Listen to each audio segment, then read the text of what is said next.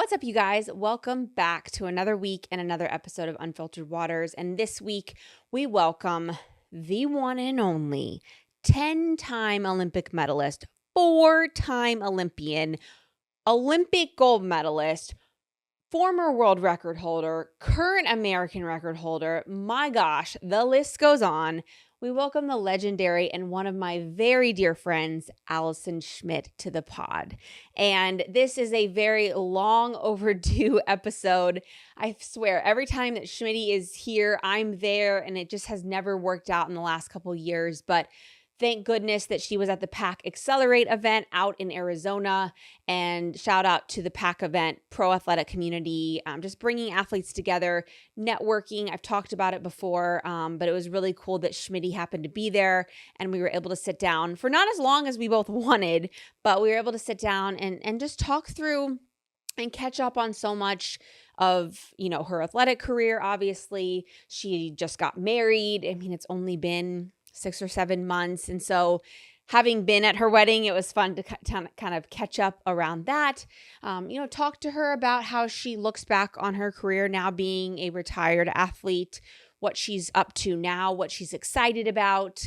Also just talking about kind of, you see Schmitty and she always has a big smile on her face. She's a huge advocate to mental health, but I loved kind of challenging the idea of how she overcomes doubt, imposter syndrome, how she kind of turns on that killer mentality. I mean, you don't win an Olympic gold medal and make 4 Olympic teams without that. And so I loved getting into her psyche, because when it's one of your good friends, you're not sitting down and having these like deep psyche conversations just like on a whim, right? It takes kind of a podcast and more of an official sit down to do so. So I know you guys are going to love this episode. So don't forget to comment your favorite moment, like and subscribe, but I'll let you guys enjoy Allison Schmitt.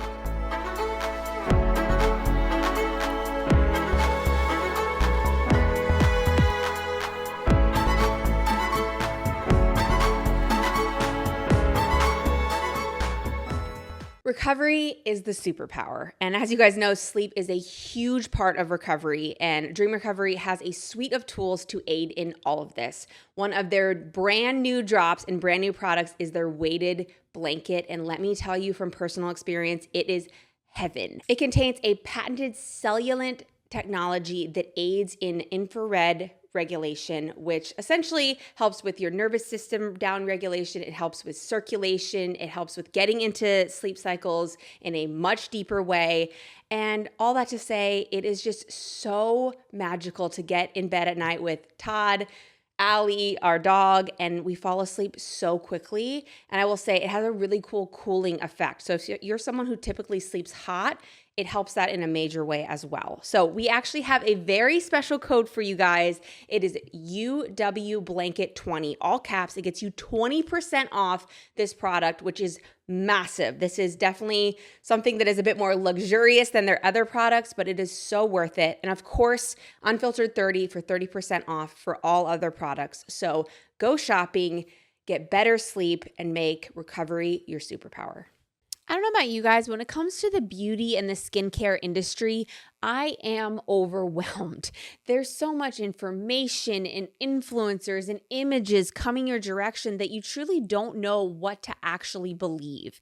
And that's why I have been loving OneSkin's main product, OS1. It has 10 years of longevity-backed research. It has peer reviews. It has 10,000 5-star reviews. And so that's what I'm trusting. I'm trusting the data. And since I've been using it for the last month, OS1 has been huge for my skin. It boosts collagen. It hydrates it. I'm using it when I get up in the morning as kind of just like my morning routine, as well as after my swim in the afternoon. And so you guys can rest assured that OS1 is no joke. It gives your skin exactly what it needs. And it's also safe. I've said this before and I'll say it again.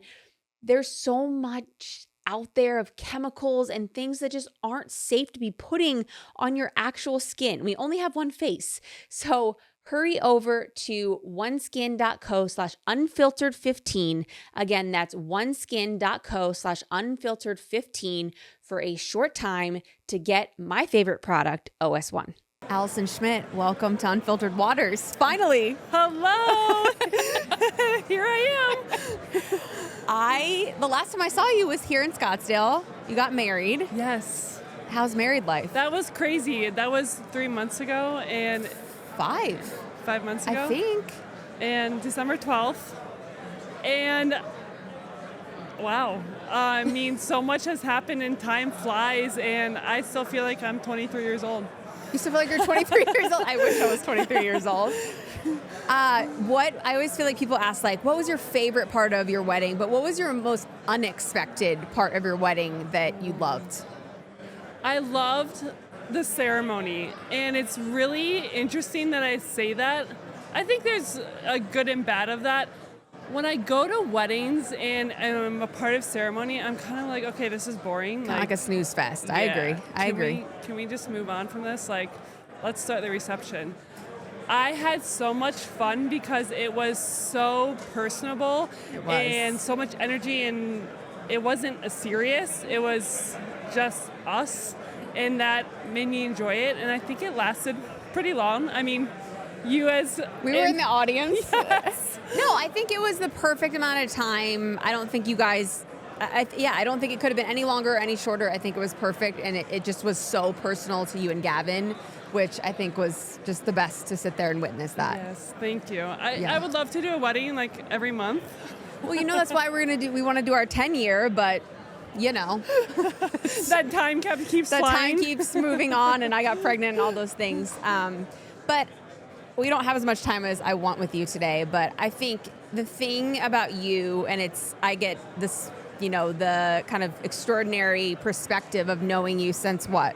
We were 16 years old, 17 years old, and just seeing you as a competitor, as a really close friend, I feel like people maybe misunderstand you in the fact that you're like smiley, jokey Allison, but there's a point, you're 4-time Olympian, 10 freaking Olympic medals, gold medalist. At what point, and I know it's not in the ready room because I've been in the ready room with you and you're laughing your butt off, but at what point do you go into lock-in mode, killer instinct mode, pre-race? The moment I dive in. The moment you dive in. Yes, and I think that having fun is part of my competitive advantage because at the end of the day, sport is such a small part of our lives, and being able to compete is such a small part of our lives. There is so much more life to be lived, and you don't know when it can end. It can end at any moment, and I like to enjoy those moments, and I'm a very sappy person that even when I was 9 turning 10 years old, I didn't want to turn 10 because I would never be in the single digits again. Oh, that's so sad. So I understand that, and I understand that before moments even happen, that these moments are going to be memories, and I really want to be able to live life to the fullest in that way.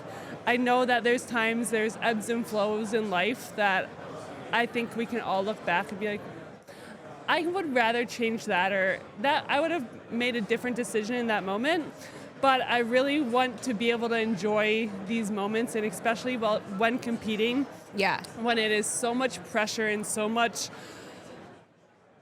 expected on us, to really enjoy that.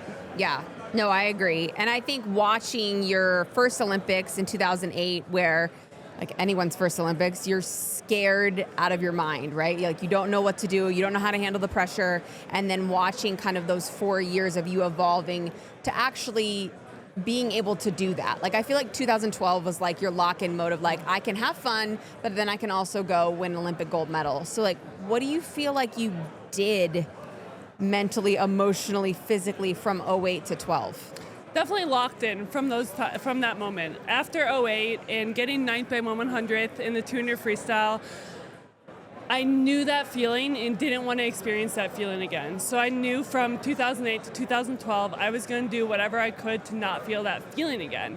I definitely did not expect the results I got in 2012. You did it? No, I mean, I was just trying not to get ninth, to be honest. I did not know that. So you went into 2012 not sure if you could win Olympic gold. Yeah, I didn't really think about it in that way. I was like, I'm not going to get ninth again.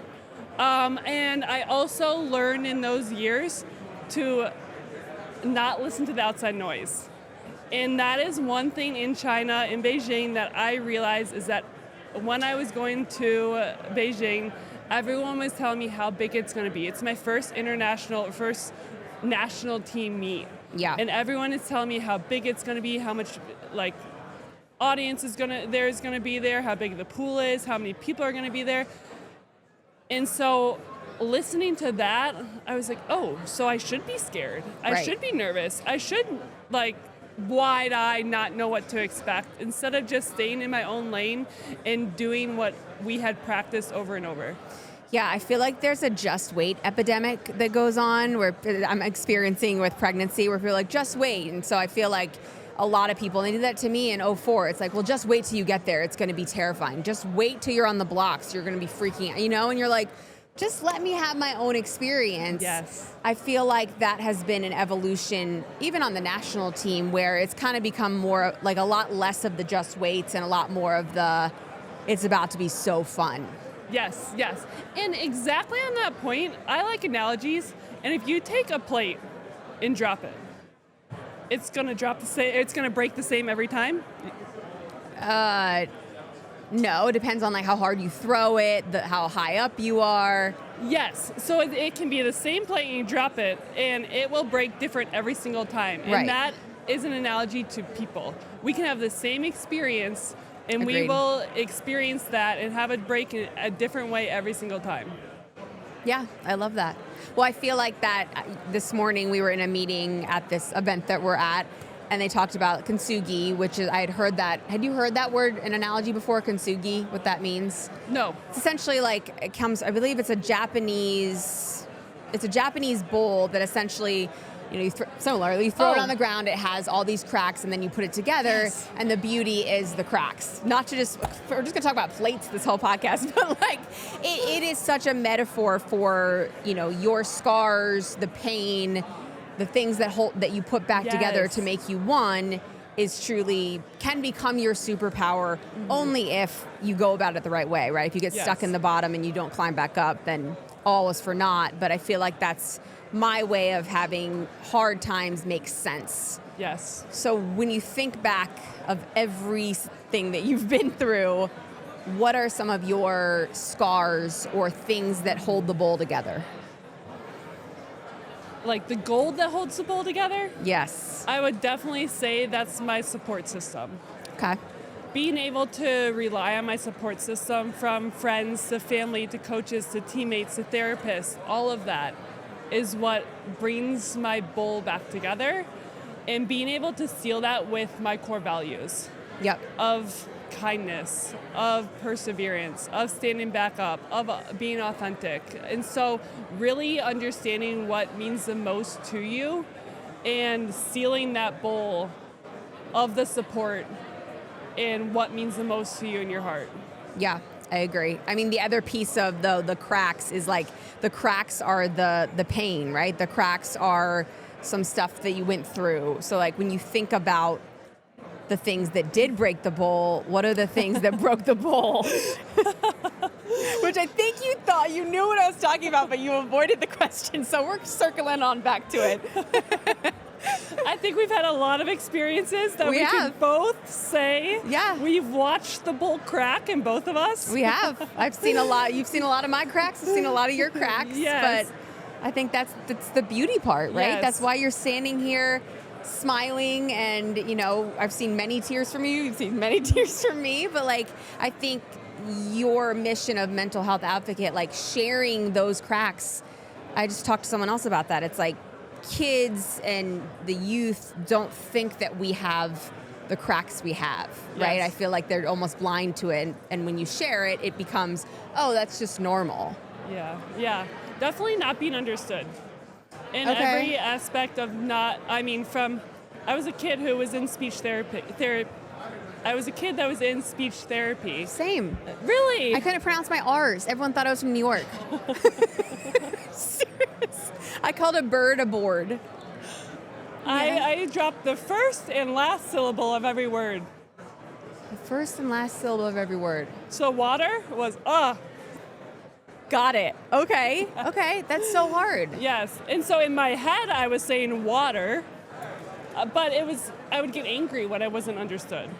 And that started from not being able to speak as a kid. It started as being an athlete and then a female athlete, because in our world, we're coached by men who, thankfully, Bob was very open in my adult life to talk about periods, to listen about periods, to understand that he does not understand it, so he can turn to someone who is a professional in that aspect.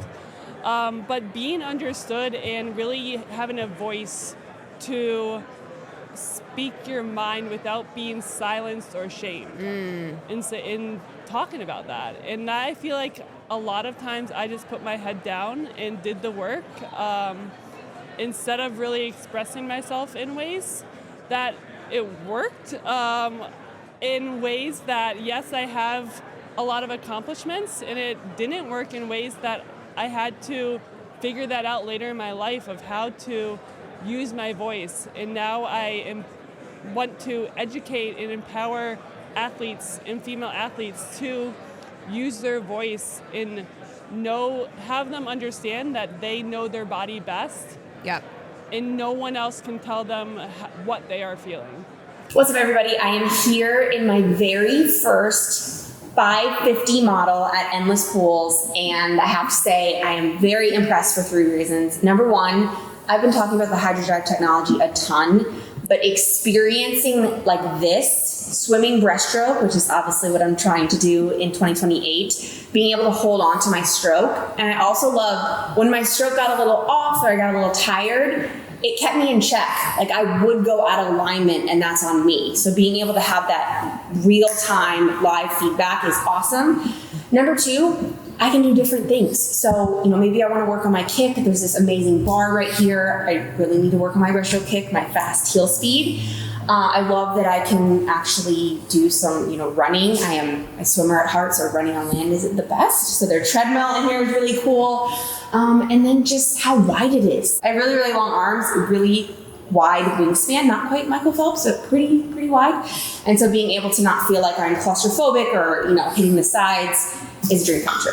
And I even got to bike, which is crazy. I turned it all the way up to the fastest it'll go. And so again, for people who, maybe are injured or, want to stay low impact because of their joints, we're all getting older. And so being able to be fit but not destroy our bodies is really, really important. So make sure you use our link so you can get $1,000 off at Endless Pools. If someone offered you a free trip to Miami, would you take it?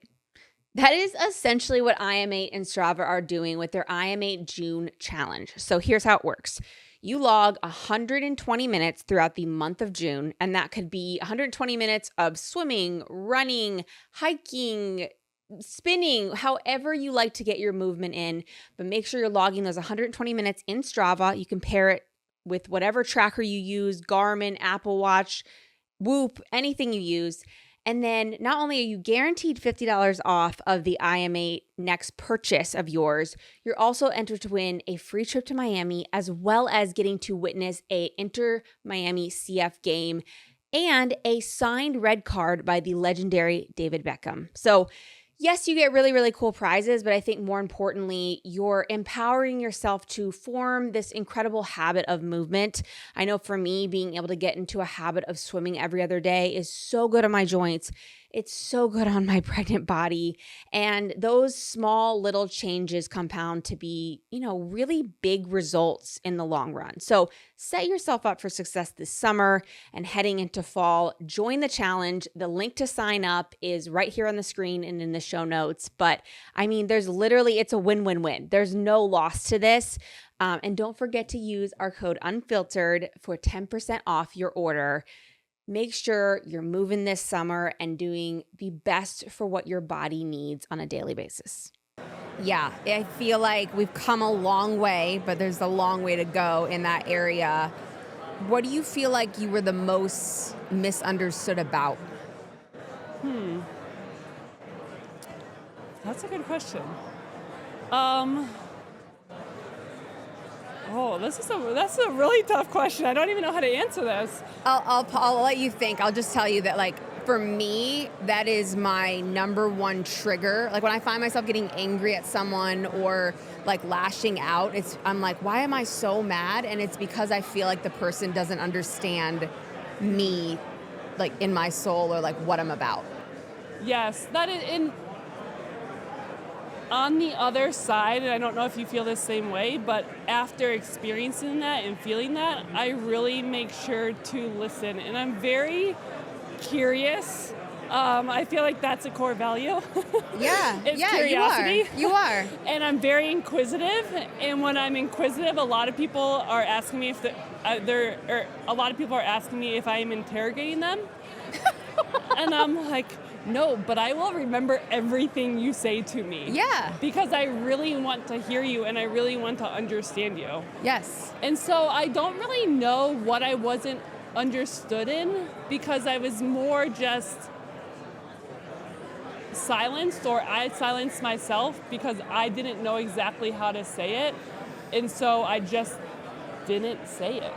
Just kind of kept it in, shoved it down. Yes. And just felt like, and I feel like, at least from my standpoint, it's just like, it's almost like a shame or a fear of like, well, then if I actually say how I'm feeling, like, what if people make fun of me? Or what if, people look at me differently, right? There's all those insecurities that every single person has, but until you say it, you don't know how it's going to be perceived, right? Yes. Or how long someone will sit with you in silence, right, before you're able to actually say it, or before you're able to formulate those thoughts or sentences. Yeah. Because that within itself is extremely hard for me to do even today, after therapy, after going to get my master's degree in social work.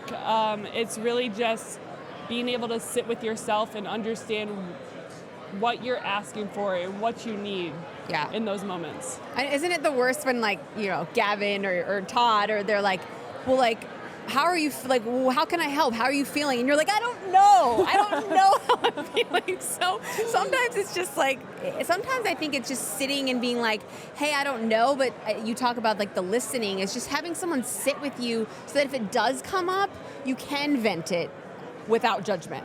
Yes.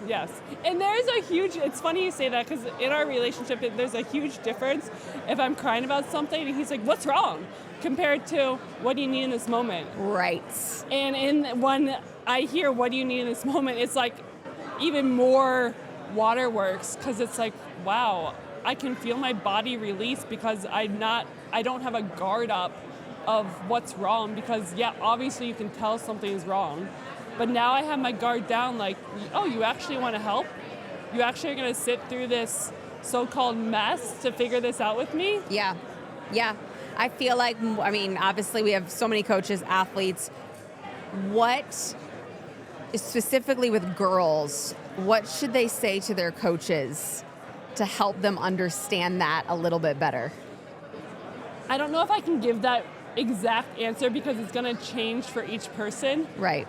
I would say from a coaching aspect, and again, Bob did a great job about this, and especially later in my career, when I would go into his office and I would text him before 6 a.m. practice and be like, hey, can we meet? Which, that right there is advice. Yes. And say it like 10 minutes before, we have 20 minutes to roll out, like, we just meet for 5 minutes? Can we meet for 2 minutes? And I'd go in there every time, without fail. Immediate waterworks. Like, I started just bringing in tissue with me, so that preemptively. Because I knew before words even got out, I would just cry. Yeah. And I remember one time he had asking me, okay, well, what do you want to do? Do you want to go home and not practice for the rest of the day? Do you want to go practice? And I was like, oh no, I didn't come in here to like not practice. Yeah. Like, I wouldn't wake up as early to not practice. Yeah. And every time that it would happen, I would have my best practice afterwards. And he would come up to me and be like, that's a great practice. Like, you did A, B, C, D. And I'm like, yes. I just feel like that, having him understand me in those moments, then I was able to release all that weight and really perform in the way that we are meant to perform in. Yeah. I mean, the message to the coach is literally like, just be there to listen. Yes. That's it. That's all it is. It's so simple, but so hard. Yes. Whether you're male, female, but I do think there is that interesting dynamic in swimming where there's way more male coaches. Yes. And so it's figuring that out. In understanding the difference, I know you can't box male and females into one category, but overall, the male brain is more logical and the female brain is more emotional. So understanding that, and we get that coaches are humans too, and they have off days and they have hard days. But that's what assistants are for as well. Yeah, 100%. That's what makes it a team. And as they say, swimming is an individual sport. I always argue that because it takes a village, it takes a team to be successful in our sport and to wake up for those morning practices and to put our best effort in every single day. I could not agree more. Okay, well, we'll have to do a follow-up on this because I have way more questions, but I just want to know, what are you excited about that you're doing right now? Personally, professionally, doesn't matter. Every day's like some days I feel like I'm on cloud 9 and I'm like, life is great. The next day I wake up and I'm like, what the heck am I doing with my life? So really just being me and understanding that and giving opportunity to the next generation. Yeah. I really love working with BSN Sports Surge as the Chief Empowerment Officer and creating curriculum and workshops to help coaches create environments to keep girls in sports, because we see the dropout of girls twice the amount of boys by age 11 from menstrual cycles starting earlier, from body image, social media, the list could go on and on. And if I think both of us sitting here can say that we wouldn't be sitting here today if it wasn't the life lessons that we learned from sport that allowed us to stand up again and again and again. Yep, absolutely.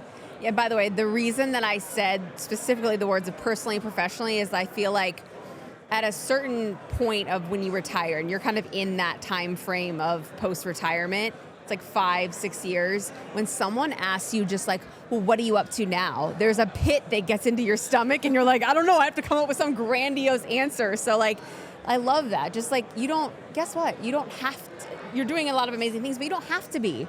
You can just be you and enjoy being married and like all of those things. So I just want you to know that. Thank you. I really am trying to figure out where my feet are supposed to be planted. Hopefully Nashville. And there is a flashlight or a lamp on our feet, not flashlights. Okay. Yep. To make sure that we just do one step ahead. I like that. And ahead. Are these basketballs real? Like, can I pick up basketball in my next career? Maybe. You're tall enough. I don't know how your hand-eye coordination is, but you're tall enough. All right, last question. What is a word that motivates you, inspires you, or just encompasses who you want to be on the daily? Ooh. One word. One word. This is true to Unfiltered Waters form. Curiosity. Curiosity. Curiosity did not kill the cat. I agree with that. That's a terrible, is that a metaphor statement? Yes. Yeah. Curiosity is where you learn. Yes. And we, at one point, were the highest in our sport. And then we have to let that ego go when we go and explore what our next path is. And so being curious and really putting your feet down, appreciating where you are, and asking questions is where, I want to be. Yeah, I like that. I always feel like staying curious, not getting too high, not getting too low. Like, I feel like especially right now in our society, everyone could be a little more curious. Yeah. I mean, don't get me wrong. I get highs and lows. No, I know, but I guess what I mean is like not like kind of looking at your emotion, being curious, like, why am I feeling this? Yes. You know, that's more what it is. And I think that's what saves you from, we've all had them going down that spiral, right? Which helps a lot. Yes. Yeah. Oh, thanks, Allison. Yes, of course. This was fun. Well, definitely. So fun. We could sit here and talk for hours and hours. We could. We absolutely could. And I have people telling me stuff. So I love you so much. I love you too. Yeah.